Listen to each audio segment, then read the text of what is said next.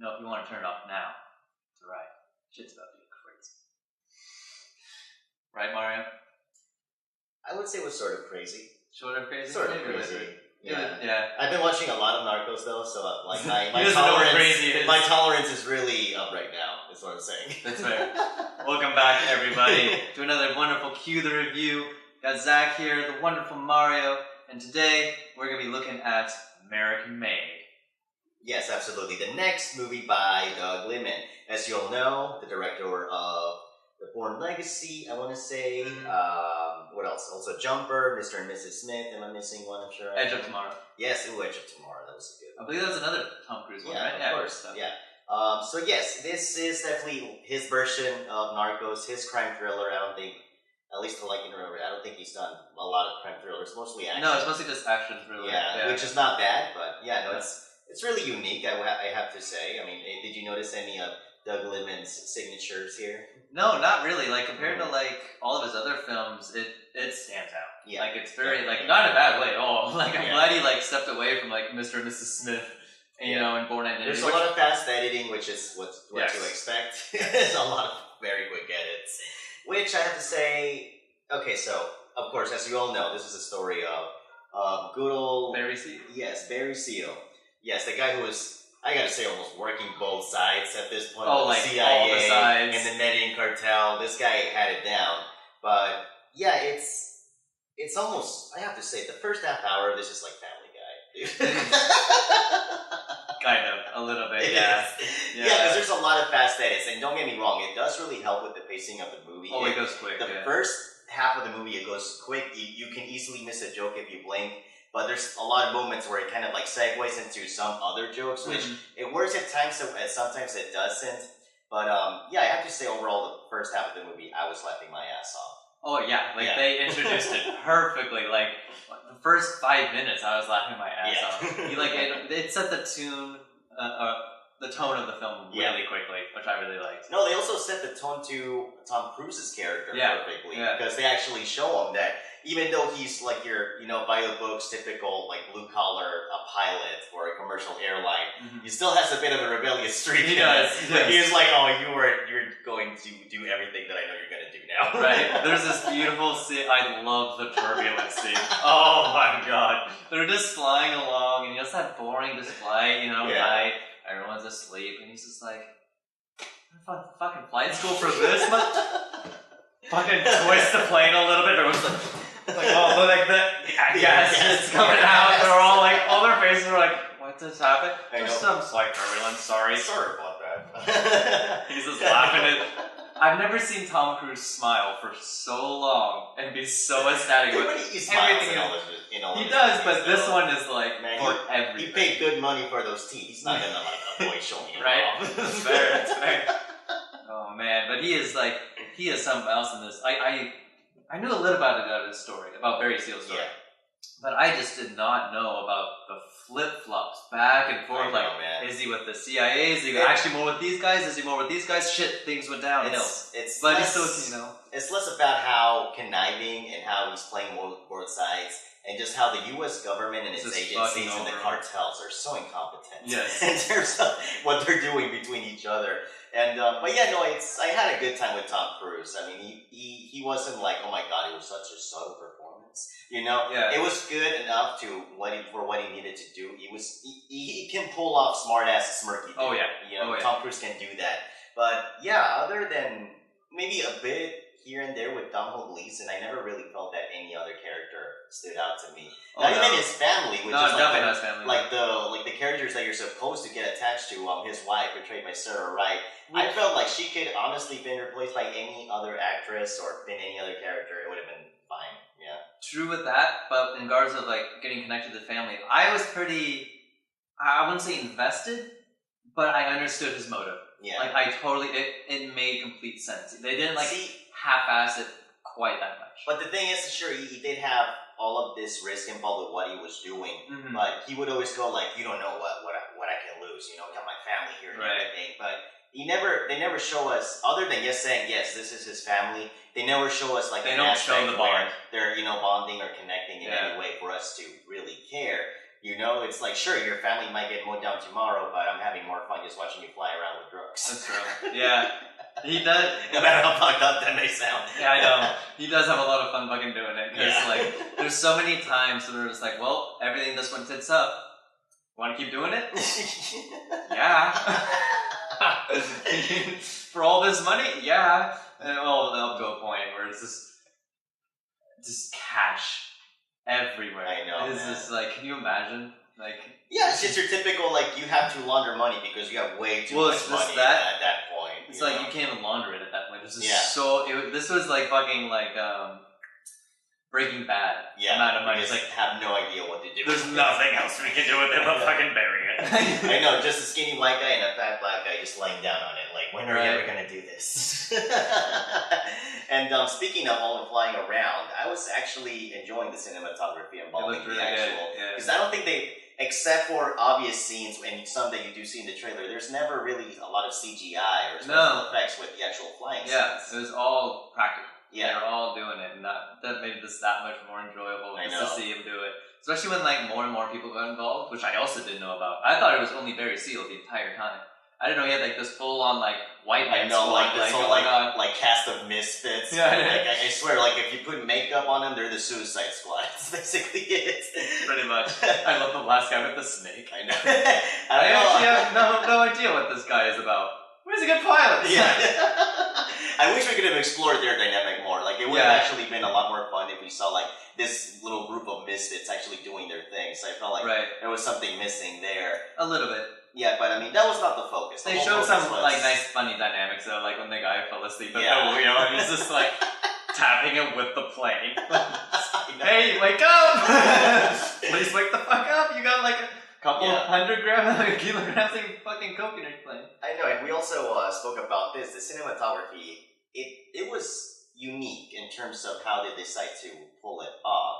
Where, you were saying you like the color a lot. Like I did really do, especially everything that involves the Medellin cartel was more like your typical 80s oversaturation where like any flash of light is like 10 times brighter. Right. You know, and then you go to Nicaragua when everything is like has like a tint of green. Yeah. You know, like there's a lot of like greens and blues that look just great. And then when it's like back at home, it's like all gray and blue and nasty and of course America. But so yeah, I thought it was up to the point until like he revamps the house. Yeah. Then he like there's that cool mirroring. He tries to reflect that. Yeah. Like he tries to make his home like South America, you know. And so yeah, and it was a unique style decision in terms of. It was every location had a really cool color palette. Yeah.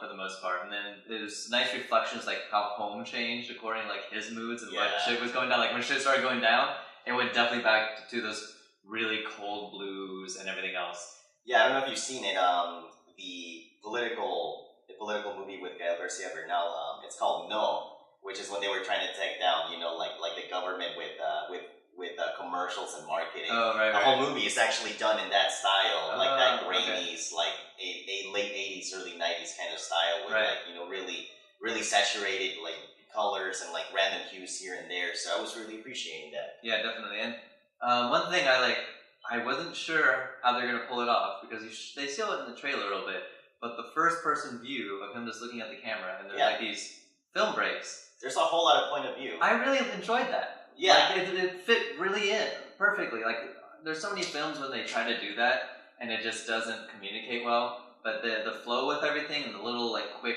like, intermission. Here we go. Yeah. Perfect. Oh, in that case, you're talking about the interviews that he's having with himself. Yeah. I was talking more about the literal point of view camera shots, because there's a whole lot of those. I mean, this movie, if anything, with the cinematography and the color decisions, does a really good job of just putting you in the middle of it. Yes. You really do feel you're in every scene.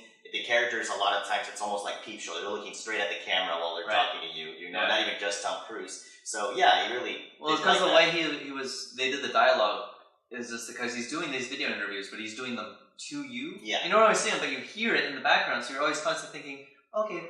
Good, thanks for letting me know, Barry. Like, cool. What's that kind, Barry? Like, you feel like, like you're part of it, and like, he was bringing you along with everything, and that with the really fast-paced, beautiful editing. Yeah. Like, that film went by so quick in such an enjoyable way.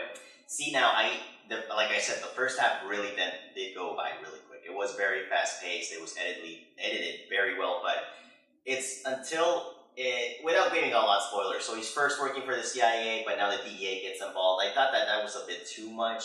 Like now it's kind of slowing down. And it looks like they're kind of like drawing it to an end, and that's when I kind of start to feel the timing with the movie. But at the same time, it does lead to a great ending, which we're not going to spoil, and they did handle the obvious outcome of Barry Seal very well. Yeah. I was hoping that they didn't do just like your typical, goodbye, but they did it very well. But yeah, it's what led up to that. Even though it had a great conclusion, I felt that the execution of the second half where the DA is involved was a bit lacking for me. Right. Definitely, if you didn't know his story, even if you're just kind of like so into the film and you didn't know he's gonna die. Yeah. I like how they slowed it down for those people who are like, fuck no, come on. I know, come on, get out. Fuck. They make you feel that shit. No, and like, sorry about the spoiler, but if you don't know Barry Seal's story, go in Wikipedia. There you go. If you haven't seen Narcos, come on. And I do like how they incorporated, his ending with the actual ending of the interviews. So that was a nice little blend that they did there. But I feel that the only thing that really bothered me was the performances, man. Aside from Tom Cruise, I never felt like anybody really got their A game. Yeah, I mean, Tom Cruise, all things considered, just did okay. I would disagree with that, actually. Yeah. I think this was one of his better performances. Like, this film brought him back for me. Like, because we have had so little Tom Cruise for that huge chunk of time until he was in The Mummy, and I'm like, dude, like, you're done. Let's go back to retirement. Okay, I retract that. By comparison, yes, of course. Right, this is like an Oscar-winning performance. I don't know. This brings him back for me. Yeah. And I'm not saying he was bad, but there was like moments where I felt like he was smirky at the most right moments, but I was just like, I want you to get emotional, or I want you to like do something that brings him, like I said, like he never felt that he had a bond with his family. Right. Oh yeah. So that's what I was kind of, hoping. If that was the case, then why have the family here at all? Like we should have focused on the ragtag team that was doing all of this stuff. The only time he got really close to actually having emotions when there was that thing with JB. Yeah. With the brother-in-law. But that's just pure anger, man. But that was just like, you piece of shit. But that was it. Like, otherwise it's just Tom Cruise. Exactly. That was the only time he's like, you motherfucker. You're fired. That was like the one shit. I'm like, yes, he's coming in. He's like changing. But then he goes back to this then. And I mean, I also felt like it was a more emotional moment once the actual downfall came around, because I mean, this guy is making gangbusters in terms of money and drugs and weaponry.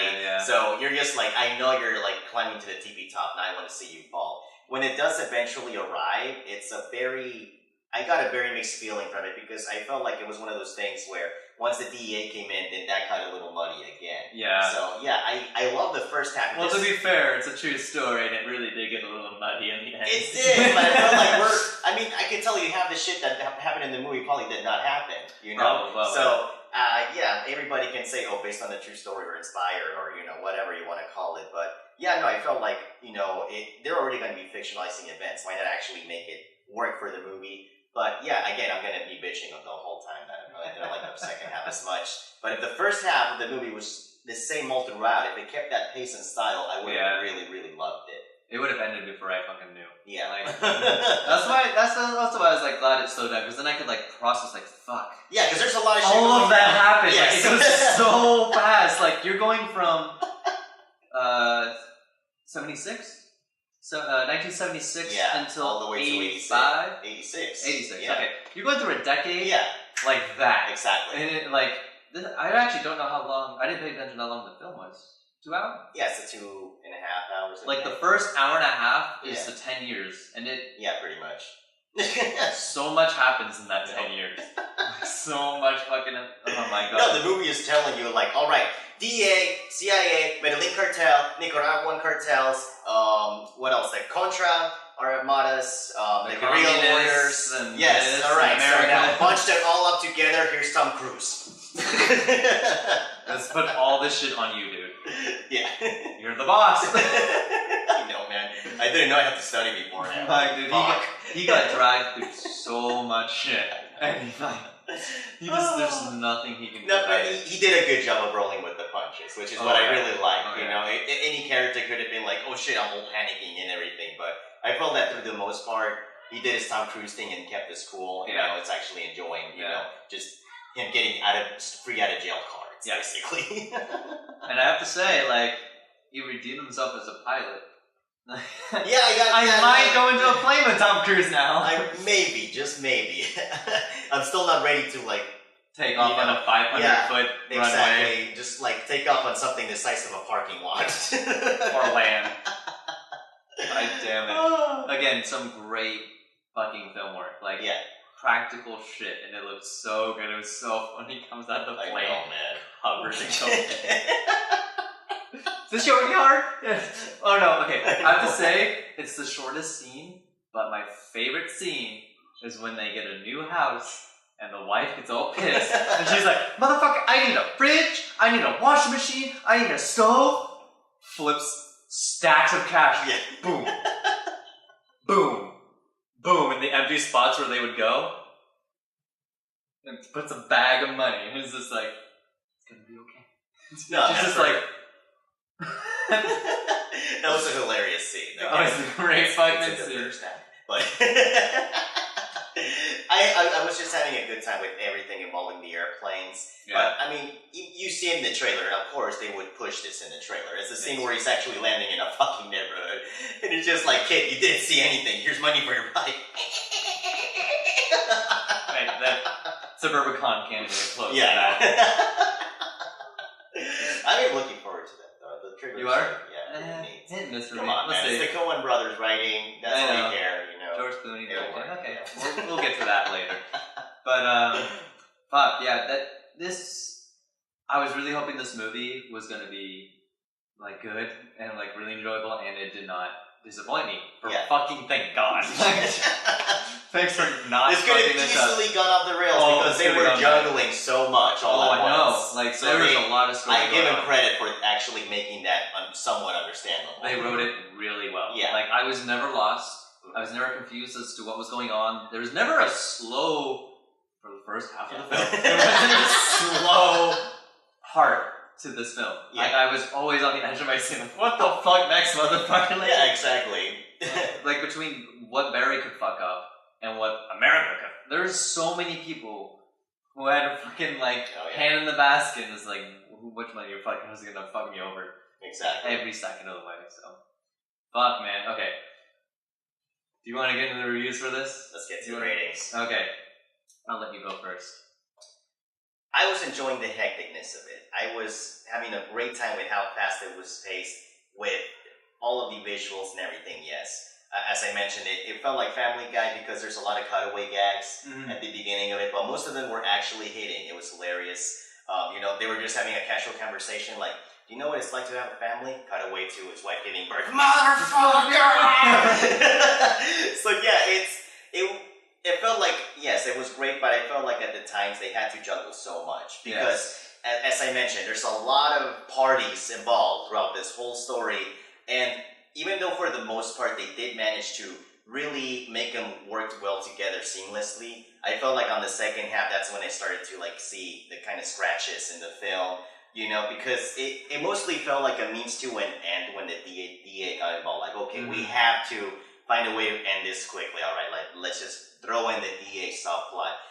And the first half felt more like, okay, this is something where we're actually going to explore his adventures, his transition from just your lowly pilot to just like the fucking criminal that we do see. It's a hilarious Breaking Bad. I mean, I was hoping it's like some like Coen Brothers shit going down. Right, you know? But, if I were to rate it just on the first half, I felt like that would be a get off your ass. The DEA subplot and all of the characters that I really could not care about, like even Tom Cruise did not show, you know, a whole lot of range, but I mean, this is also, you know, like a typical crime comedy, so I didn't feel like he didn't need to do a whole lot, but I mean, when it's Tom Cruise, you expect you have expectations, especially after The Mummy. He has some work to do. It's not as bad as Ryan Reynolds, you know, but he's getting there. I hopefully he'll get better. But yeah, it's also because he's worked with this director before, so you feel that you can tell they really gel really well together. So yeah, no, I'm gonna give this a watch it in theaters. If you are a super fan, like definitely go. If you're just like, I'm kind of curious, then it's definitely worth the ticket purchase. You know, if you can get it like a discount, you get your senior student discount, you'll enjoy this a whole lot more even then. Mm-hmm. Yeah, it's just I'll watch it in theaters for me. I wish I could give it a get off your ass. It's so close to that. But it just, I don't know, it just did not have that extra spark I was hoping for it to make it like, like the crime thriller of the year. But yeah, no, to its compliments, I was entertained the entire time.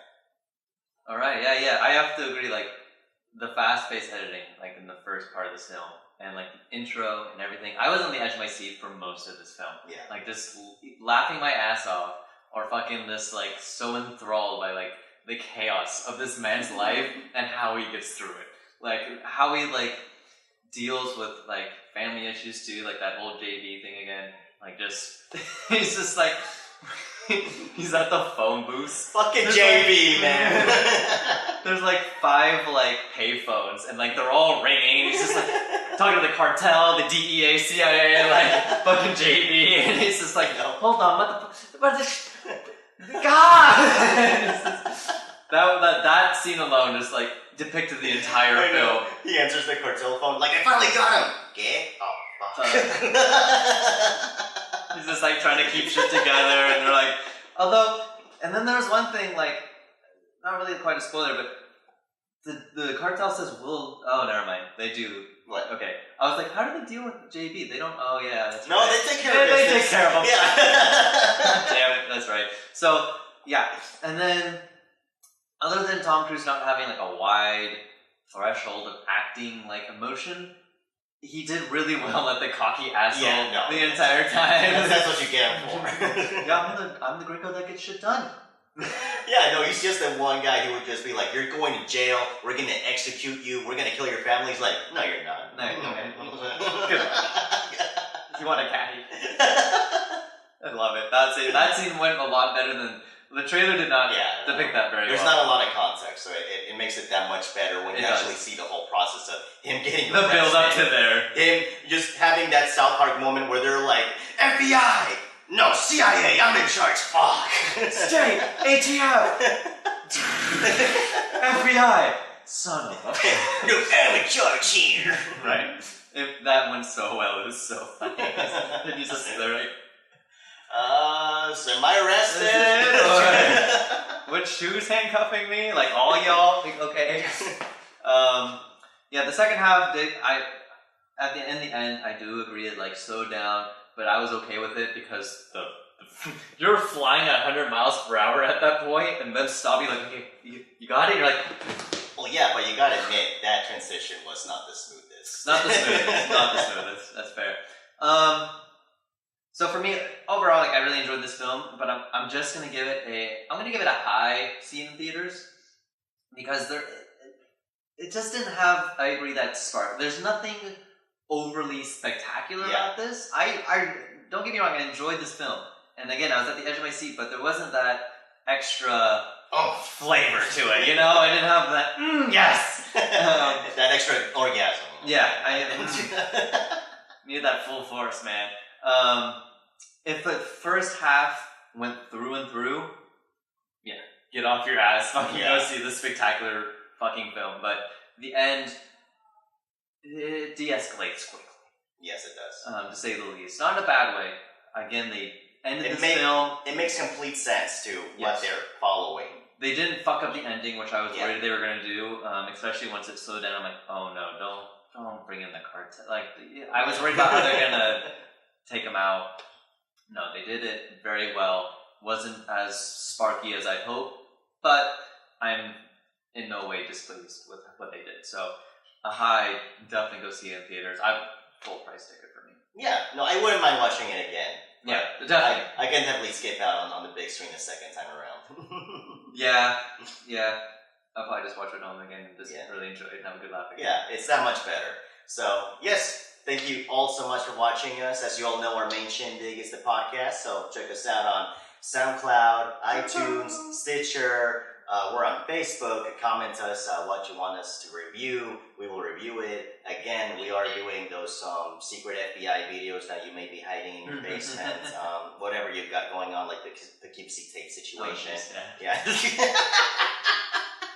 We'll do anything at this point. Yes. Ooh, and what's happening next weekend, Zach? That's going to be a good weekend. We lied to you, quote unquote. Not necessarily lied, but just miscalculated because our life is hectic. We're not watching My Little Pony this week because it's not out this week. But we'll be doing it next week. But I will still be dragging your hair to the theater. Wait. The next 2 weeks are going to be kind of hectic for both of us, so we'll be watching it, but we might do a video review later because we definitely want to do a video review for special purposes. We have something in store for y'all. So we're nothing creepy. Nothing creepy. Ish, but we got some great things in store for you guys. But for sure, we're gonna be watching that, and we're gonna be watching Blade Runner. So next week is gonna be looking forward to that. I think. Please, if I'm getting this wrong again, I'm sorry again. It's gonna be a weekend of highs and lows, mainly lows. Mainly lows. I'm definitely bringing a flask to fucking My Little Pony. Oh my god. Okay. But yeah, dude, when we go, we have to sit. We have to actually plan this out, to avoid all the kids and the suspicious parents. Sit all the way on top, bring intoxicants with a paper bag over my head. Okay. So yeah, you're all gonna enjoy this a lot more than I am. Mario's already gonna kick that up. No, right? Damn it. All right, and we're gonna keep on trying to give you more material for Rehash. We rewatched The Room. Oh, hi, Mark. Which is like an hour and a half porno. But for those who have seen it, you already know that. For those who haven't, be in store for a very vicious review. Or great review. I'm not going to spoil it yet. You never know. So we're going to try to give that to you guys. Anything else, Mario? What? Take this one, Cash. You've never seen me. Bye!